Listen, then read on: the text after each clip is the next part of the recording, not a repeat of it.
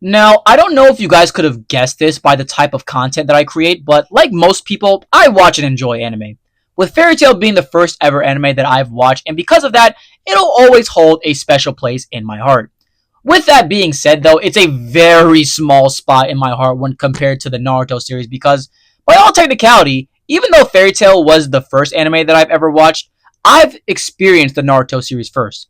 Now, how is that possible, you may ask?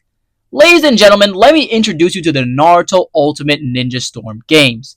I don't think that this is crazy to say, but I've experienced more Naruto from the Storm games than I ever have from the anime or manga, and have learned like the majority of the Shippuden story from these games. I've played both Ultimate Ninja Storm 2 and 3 in my childhood, and whilst getting my new PC for my birthday, I've re-downloaded the Ninja Storm games from the first one up until the third game, so I haven't really played Storm 4 or Connection. With that being said, however, I can confidently say to this day that these games, yes, these games right here, are not only some of the best anime fighting games of all time, but they might be the best anime game adaptation, meaning that they adapt the game to the story, the greatest out of any video game from any franchise ever. I am 100% serious when I say that, by the way. But how? How is it possible that Naruto, out of all anime and manga, adapts their story better than the majority, if not all of anime with their Storm games? Well, in reality, you have one man to thank for the Storm games being as good as they are. The author of the story, Kishimoto. He's not only the author of the Naruto series, but he's also helped the overall team at CyberConnect when it came to developing the designs of the characters and also some of the story mode boss fights. You could arguably say that this game delivers better character moments and impactful boss fights than in the anime, and it wouldn't be a crazy statement to anyone who's actually played these games before. The animation and slight rewrites of certain scenes are all what makes the Naruto Ultimate Ninja Storm game so compelling as a medium and a legitimate way to experience the Naruto anime slash manga. I'm going to cover a couple of these boss fights because they've either rewritten these certain moments to be more epic and cool, or they rewrite certain character moments to make the scene more impactful, recontextualizing and giving these characters much more depth to them. Now with that being said, let's get started with the first fight.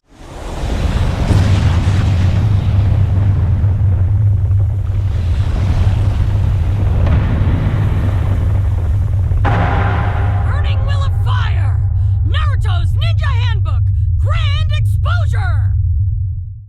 The first moment that I want to go over is the boss fight between Naruto and Gaara transforming into the one-tailed beast Shukaku directly after the invasion of the Chunin nucleum. Right off the bat, in the Ninja Storm version of the fight, it gives Shukaku much more characterization, where it seems that it's in control, whereas in the anime slash manga, it's very clear that it's still Gaara in control trying to kill Naruto, while utilizing Shukaku in doing so. I really love this change because it shows Shukaku's very psychotic and homicidal nature and attitude during the fight. He's huge. This is what he really is. Yeah! I hope you and your friends are ready to die! Let's do this! Although the actual boss fight is a little repetitive and boring, the quick time event is what saves it and what makes it so much more intense. Side note, I really just love quick time events in video games because it forces you to engage with the medium and the scenes just look really cool overall. Anyways, the first couple of quick time events, Naruto dodges a swing from Shukaku. He then jumps on Shukaku's arm and creates a plethora of shadow clones to nullify and subdue Shukaku's arm, which creates an opening to get a clean hit on Gaara.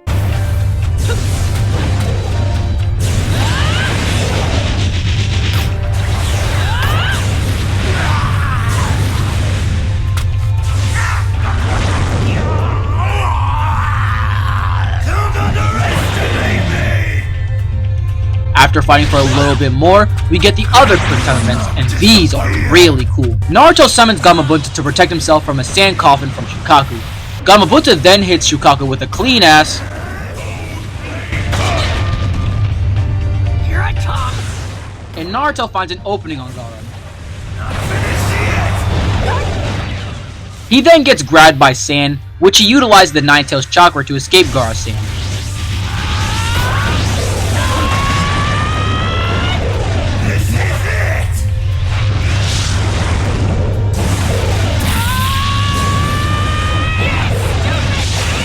Naruto then charges Gaara and hits him with the meanest headbutt that we've ever seen.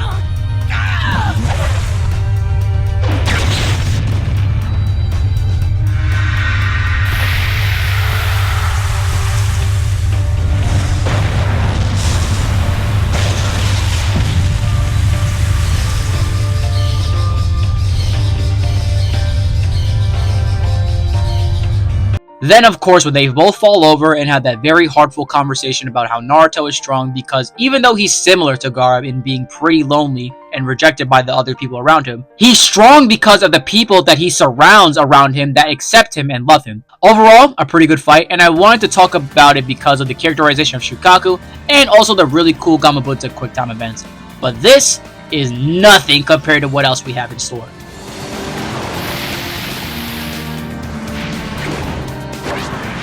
Here I go. Another fight that I want to go over is the Gaara vs Deidara fight. This is another pretty interesting fight in terms of mechanics during the boss fight, and it covers a pretty significant part of Naruto Shippuden. To summarize this fight, Deidara fights Gaara and defeats him because Gaara is more concerned about defending the village, while not really worrying about Deidara all that much. I mean, for crying out loud, Deidara literally drops a massive clay nuke on the sand village, which Gaara is forced to defend. In the end, Gaara gets kidnapped and taken by Deidara.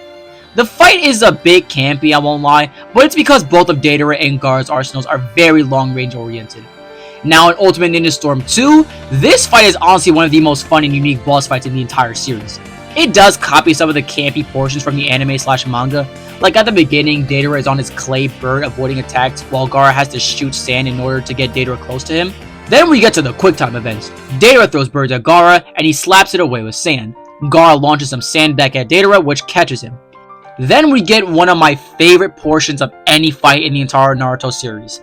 I don't know what it is about this fight, but gliding around the sand village on the sand cloud nimbus thing that Gaara has and trying to shoot Deidara down is just so much fun. Dodging fire and bombs that Deidara throws at you while damn near shooting a machine gun worth of sand bullets at him is just exhilarating gameplay. Then we get to the final quick time event, which is my favorite part of the fight. Deidara drops that fat ass clay bomb that we talked about earlier on the village. Gaara is forced to grab it before it falls on the village, which uses up a lot of chakra. After sitting there panting, Gaara manages to grab Deidara in for a sand prison, which Deidara plans for and momentarily escapes, which prompts Gaara to summon Shukaku and absolutely eviscerates Deidara with which looked like a tailed beast bomb. I'm not so sure what this is, but it looks so goddamn cool. Ladies and gentlemen, this is how you make an underwhelming anime/manga fight into one of the best fights arguably in the entire Storm series. They managed to make such a campy fight in the anime a high-speed, high-action fight with such crazy things at stake, which it really was. Deidara was trying to capture Gaara's tailed beast. In the anime, it again doesn't feel all too impactful because of how campy both Gaara and Deidara's fighting styles are, but in Ninja Storm 2, it's so much more dynamic, and even though in both versions Gaara still lost, it feels like in the game, Gaara lost giving it more effort than he did in the anime. Again, this fight is a perfect example of how to make an already okay/underwhelming fight in Naruto into an absolutely amazing and unique experience. If I had to make a complaint about this, however, I'd say that I wish the Deidara vs Sasuke fight was given the same treatment in Ninja Storm 2, like the Gaara vs Deidara fight got, which isn't a fault on this battle, but it's more of a fault of the Ninja Storm 2 strange choices of boss fights. It's an overall very solid boss fight, all things considered though. As we speak, I am currently replaying Ninja Storm 2 for this video, and oh my god, I can't believe that I overlooked this fight because it is a masterpiece of a fight in general, and as an adaptation of their actual fight in the manga/anime. Me dead at your feet, eh? Let's get to it.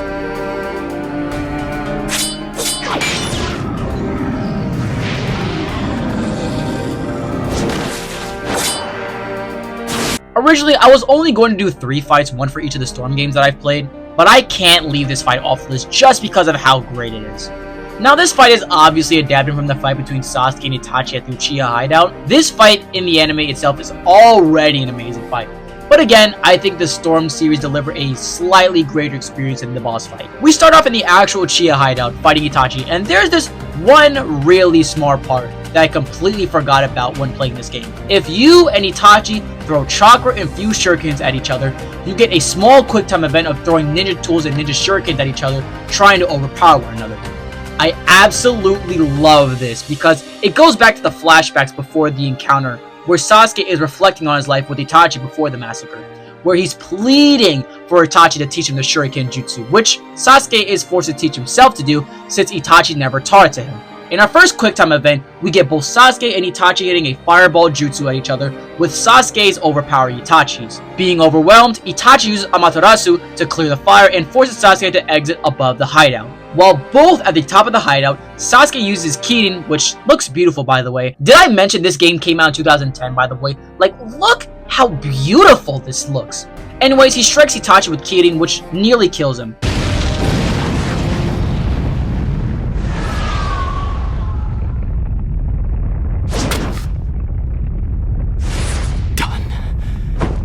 Finally over. Is this the death you had imagined for me? You really have gotten stronger, Sasuke. Itachi then reveals his Susanoo, his final trump card against Sasuke. And oh my goodness, the change in the sorrowful music that played at the beginning of this boss fight to this triumphant and overcoming music for this boss fight, and the reveal of Itachi's fiery orange Susanoo in this moment is magnificent. The change of gameplay for this fight is also really cool. The Susanoo has a very interesting attack pattern. You need to dodge all of his attacks from his rubble to his fiery sword attacks in order to properly attack Itachi. He'll sometimes use his shield to protect himself, which you are forced to get away from and play defensively. After fighting Itachi for a while, another QuickTime event starts. Itachi swings with his Susanoo at Sasuke, which he dodges. Sasuke's curse mark starts to get aggravated, which forces Orochimaru with his 8-headed serpent to be summoned from the curse mark. Orochimaru emerges from the beasts and charges this bomb at Itachi, which completely obliterates him.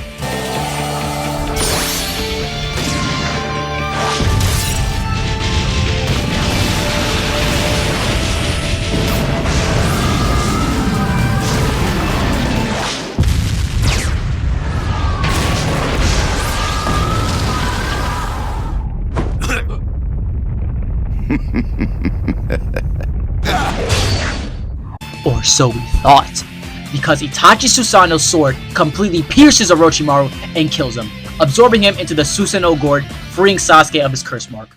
With no chakra, no energy, and little to no options left, Sasuke is scraping at options to defeat Itachi. He tries to pierce through the Susanoo with his sword, but it doesn't work. He tries to throw a kunai with a paper bomb at Itachi, but again, it did little to nothing. All he can do next is run and pray for a miracle, like how he did when Itachi murdered his clan all that time ago. When Itachi is walking ever so slowly to Sasuke, you can really feel the horror and terror in Sasuke's voice while trying to avoid Itachi. My eyes. Stop! You are my light. Stay back!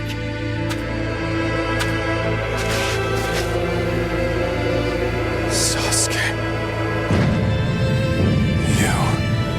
I'll...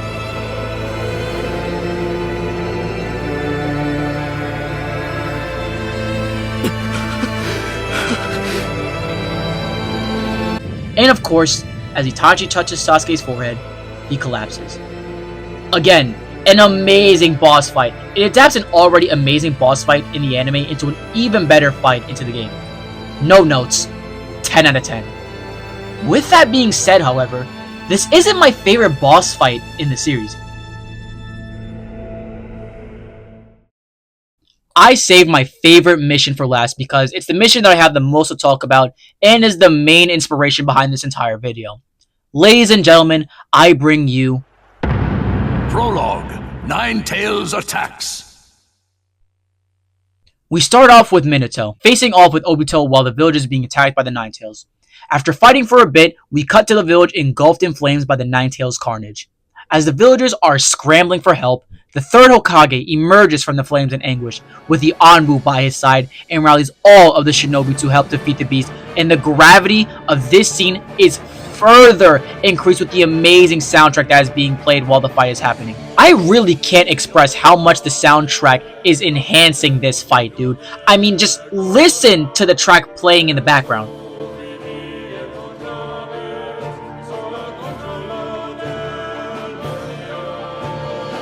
This boss fight is also quite unique in gameplay. The Nine-Tails is a very large creature, which makes it very hard to hit. Therefore, Lord Third has to move from building to building in order to properly attack it and do damage to it. After damaging the Ninetales for a bit, we get our first quick time event. Choza Akamichi from the Akamichi clan picks up and throws the Ninetales like a damn hammer throw. In the next quick time event, we play as the Inozuka clan and we hit the Ninetales with a monstrous Fang over Fang that does pretty solid damage, but not enough to take it out for good. And then we get our final quick time event, where we hit the Ninetales with the ultimate attack. The Yamanaka, Nara, and Choza trio prime their attacks. The Nara clan immobilizes the Ninetales with the Shao Possession Jutsu. Choza hits the paralyzed fox with a mean-ass shoulder tackle.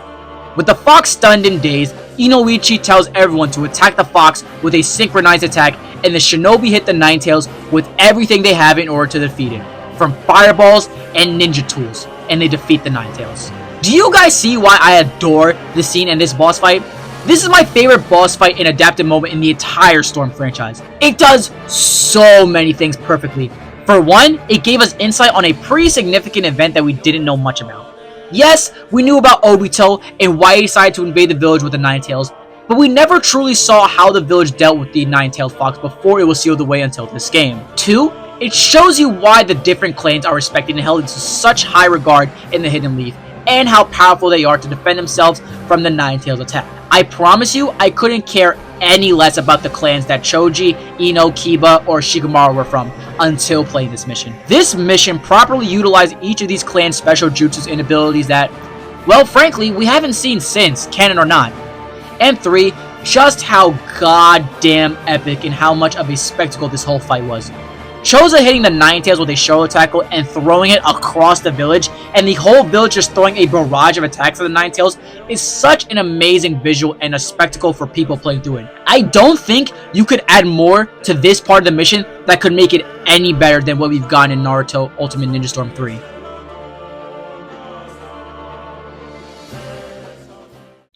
If you can't tell, I really love the Ninja Storm games. They adapt the story extremely well and are some of the best anime games of all time. The fights are really good. The way they blend scenes from the anime into the game to enhance certain moments is honestly such a work of art. I didn't talk about this because I wanted to save it here, but if you do all of the quick time events properly, you can unlock secret actions, which are basically just panels from the anime of a specific character that unlocks character moments and enhance the story and moments throughout the game. One of my favorite moments is during the Jiraiya versus Pain fight, where when Jiraiya is about to die, and the way how the game flashes back to moments of Jiraiya and Naruto from the anime, and it goes back to the game, which gives Jiraiya the determination to use one last Rasengan on Pain before he dies, is just so good, man. I implore you to play these games if you haven't already. If you like Naruto or not, just please play them, and you'll have a much better view on the Naruto series. Ladies and gentlemen, thank you guys so much for watching. I'm head out.